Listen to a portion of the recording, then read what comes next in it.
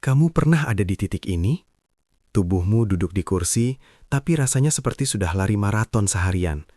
Bukan karena kerjaanmu terlalu berat, bukan karena kamu kurang tidur semata, tapi karena ada sesuatu yang menggerogoti dari dalam. Kamu bangun pagi sudah lelah. Akhir pekan terasa seperti jeda singkat, bukan pemulihan. Libur tidak lagi menyenangkan karena pikiranmu tetap kembali ke deadline, target, dan ekspektasi orang lain.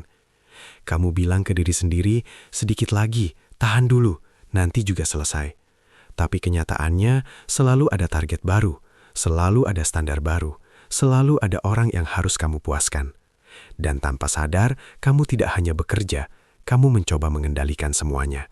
Hasil proyek, opini atasan, penilaian rekan kerja, masa depan karirmu. Itu bukan kerja keras, itu usaha menjadi penguasa atas hal-hal yang sebenarnya tidak pernah berada di tanganmu. Burnout sering kita kira soal jam kerja, padahal seringkali itu soal cara pandang. Mungkin kamu bukan kelelahan karena terlalu banyak tugas, mungkin kamu kelelahan karena memikul beban yang bukan tanggung jawabmu. Stoikisme sudah membahas ini ribuan tahun lalu, dan mungkin prinsip yang kamu lupakan itulah yang membuatmu terus merasa terbakar dari dalam. Di video ini, kita akan membedah burnout bukan sebagai musuh, tapi sebagai alarm. Alarm yang memberitahu bahwa kamu sudah terlalu jauh meninggalkan kendali atas dirimu sendiri. Kalau kamu merasa ini tentangmu, tetaplah di sini, karena mungkin yang kamu butuhkan bukan liburan, tapi perubahan cara berpikir.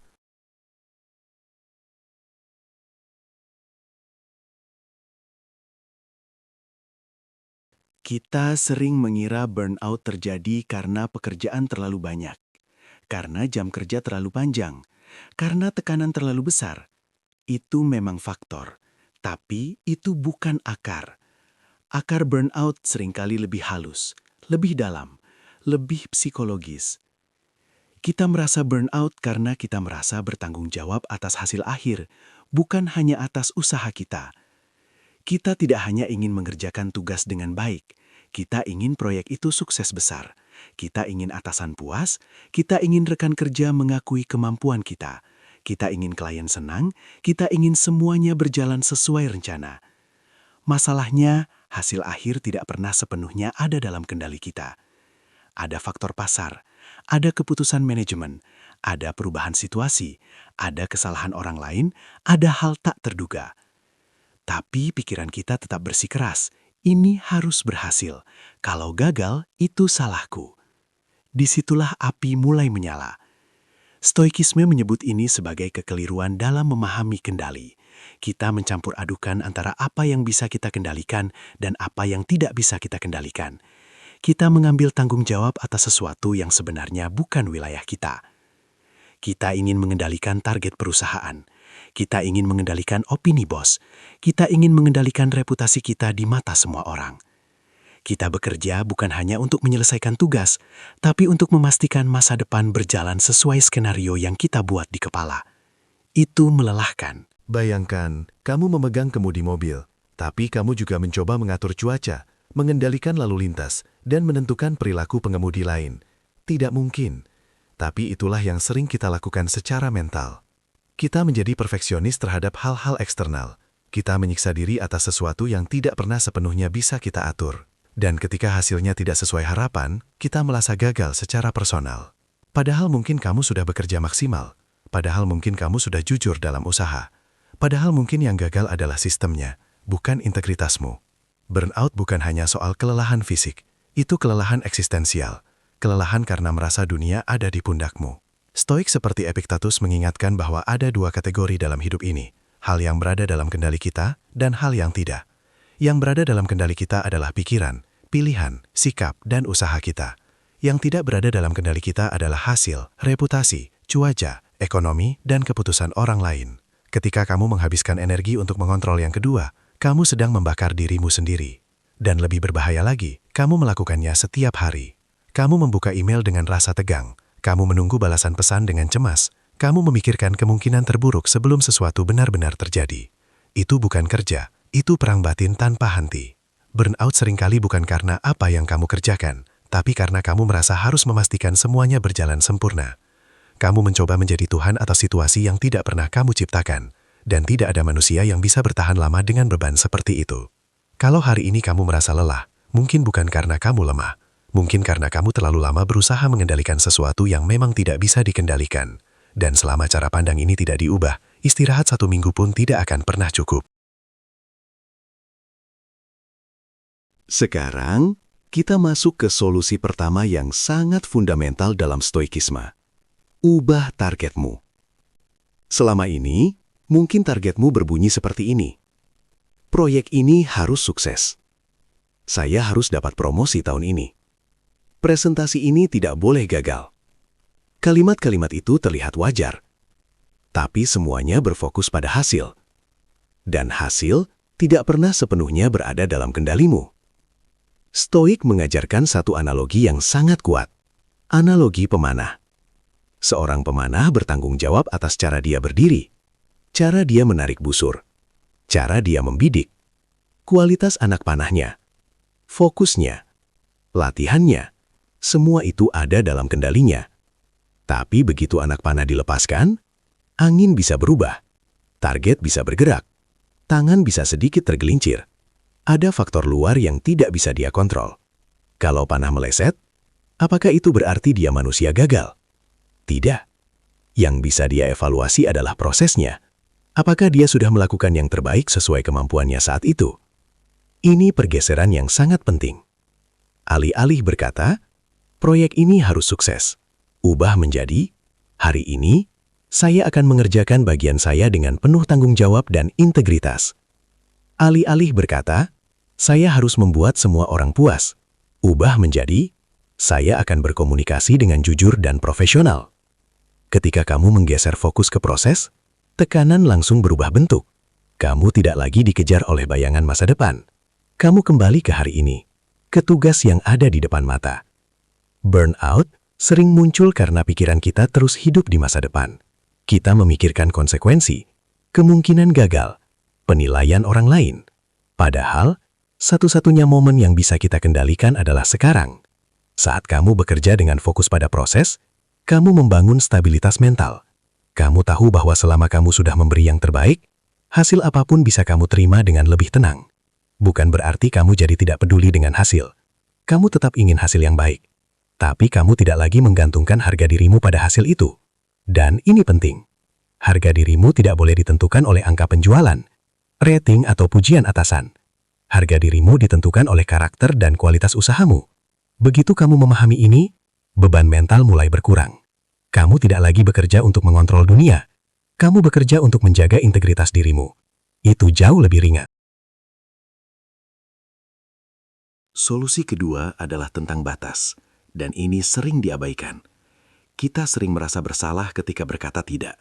Kita takut dianggap tidak kompeten, takut dianggap tidak loyal, takut kehilangan peluang. Tapi ada satu fakta yang tidak bisa dihindari. Waktu adalah satu-satunya sumber daya yang tidak bisa dikembalikan. Seneca pernah menulis bahwa manusia sangat berhati-hati dalam mengelola uang. Kita menghitung, menabung, berinvestasi. Tapi kita sangat ceroboh dalam mengelola waktu. Kita memberikannya begitu saja pada hal-hal yang tidak penting. Berapa banyak malam yang kamu habiskan untuk memikirkan pekerjaan, padahal kamu sudah tidak bisa melakukan apa-apa lagi? Berapa banyak akhir pekan yang kamu korbankan untuk sesuatu yang sebenarnya bukan prioritas utama? Stoikisme mengajarkan untuk hidup dengan kesadaran bahwa waktu kita terbatas, bukan untuk menakuti, tapi untuk menyadarkan. Ketika kamu berkata ya pada sesuatu yang tidak penting, kamu sedang berkata tidak pada ketenanganmu sendiri. Menetapkan batas bukan berarti malas, bukan berarti tidak ambisius. Itu berarti kamu sadar bahwa energimu terbatas dan harus digunakan dengan bijak. Kamu bisa mulai dengan hal sederhana. Tentukan jam kerja yang jelas, matikan notifikasi di jam istirahat. Jangan berasa wajib membalas pesan kerja tengah malam jika itu bukan darurat. Burnout sering terjadi karena tidak ada garis pemisah antara kerja dan hidup pribadi. Semua bercampur. Pikiranmu tidak pernah benar-benar istirahat. Stoik mengajarkan disiplin diri, dan disiplin bukan hanya soal bekerja keras, disiplin juga soal tahu kapan berhenti. Kamu bukan mesin, kamu bukan aset perusahaan, kamu manusia dengan kapasitas terbatas. Jika kamu terus memaksakan diri tanpa batas, kamu tidak sedang membuktikan dedikasi, kamu sedang mempercepat kehancuran energi mentalmu. Menjaga waktu berarti menjaga pikiran, dan menjaga pikiran adalah investasi jangka panjang. Kamu tidak bisa memberi kontribusi terbaik jika kamu terus kosong di dalam. Solusi ketiga, menyentuh sesuatu yang lebih dalam dari sekadar teknik kerja. Ini tentang makna. Stoik percaya bahwa manusia adalah bagian dari komunitas besar. Kita hidup bukan hanya untuk diri sendiri. Kita adalah bagian dari tatanan sosial yang saling terhubung. Konsep ini sering disebut kosmopolitanisme. Artinya apa? Artinya pekerjaanmu, sekecil apapun, punya dampak pada sistem yang lebih besar. Masalahnya, burnout sering muncul ketika pekerjaan terasa kosong, hanya rutinitas, hanya target, hanya angka. Coba tanyakan pada dirimu, siapa yang terbantu dari pekerjaanmu? Apa dampaknya bagi orang lain? Kalau kamu bekerja di bidang pelayanan, kamu membantu orang menyelesaikan masalah. Kalau kamu bekerja di bidang teknologi, kamu mempermudah hidup orang. Kalau kamu bekerja di bidang administrasi, kamu menjaga sistem tetap berjalan. Saat kamu menghubungkan tugas harianmu dengan kontribusi yang lebih besar, perspektifmu berubah. Tugas yang tadinya terasa berat bisa menjadi lebih bermakna. Tapi ada satu hal penting lagi dalam stoikisme, kebajikan atau virtue. Stoik percaya bahwa hidup yang baik adalah hidup yang selaras dengan kebajikan, kejujuran, keadilan, keberanian, pengendalian diri. Jika pekerjaanmu benar-benar bertentangan dengan nilai-nilai itu, jika setiap hari kamu harus mengkhianati prinsipmu sendiri, maka kelelahanmu mungkin bukan sekadar burnout, itu konflik batin. Dan Stoik tidak mengajarkan untuk bertahan dalam kondisi yang merusak integritas. Mereka mengajarkan keberanian untuk memilih jalan yang lebih selaras dengan nilai hidupmu. Tidak semua orang bisa langsung berhenti kerja. Realitas tidak sesederhana itu. Tapi kamu bisa mulai dengan bertanya, apakah saya masih bisa menjalankan pekerjaan ini dengan jujur dan bermartabat? Jika jawabannya iya, lakukan dengan penuh kesadaran. Jangan seperti robot. Hadirkan perhatian pada setiap tugas. Fokus pada satu hal dalam satu waktu. Itu bentuk mindfulness yang sangat praktis. Jika jawabannya tidak, mungkin sudah saatnya kamu mulai merancang perubahan. Pelan-pelan, terukur, rasional. Burnout seringkali adalah alarm. Alarm bahwa kamu kehilangan arah, kehilangan makna, kehilangan batas. Dan stoikisme tidak menawarkan motivasi kosong. Ia menawarkan kejelasan. Fokus pada proses. Jaga batas waktumu. Temukan atau bangun kembali makna dalam pekerjaanmu. 3 prinsip ini sederhana, tapi jika diterapkan konsisten, mereka bisa menjadi penyangga mental yang sangat kuat. Kamu tidak bisa mengontrol dunia kerja yang penuh tekanan, tapi kamu bisa mengontrol cara kamu berdiri di dalamnya. Kalau hari ini kamu merasa burnout, jangan langsung menyalahkan dirimu sendiri. Jangan buru-buru menganggap kamu lemah. Burnout seringkali bukan tanda kamu tidak mampu. Itu tanda kamu terlalu lama memikul beban yang bukan milikmu. Mungkin kamu terlalu fokus pada hasil. Mungkin kamu lupa menetapkan batas. Mungkin kamu kehilangan makna di balik rutinitasmu. Stoikisme tidak menyuruhmu berhenti bekerja. Ia mengajarkanmu untuk kembali ke kendali. Kembali pada apa yang benar-benar bisa kamu atur. Pikiranmu, sikapmu, usahamu. Berhentilah sejenak hari ini.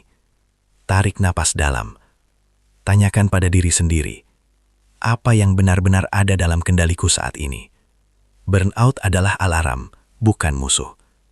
Ia mengingatkan bahwa kamu sudah terlalu jauh meninggalkan pusat kendalimu sendiri. Sekarang giliranmu mengambil kembali arah. Kalau kamu sedang merasa burnout, tulis di kolom komentar, saya memilih tenang. Itu bukan sekadar kalimat, itu keputusan. Dan kalau kamu ingin terus belajar menjaga kewarasan di dunia kerja yang penuh tekanan, subscribe channel ini.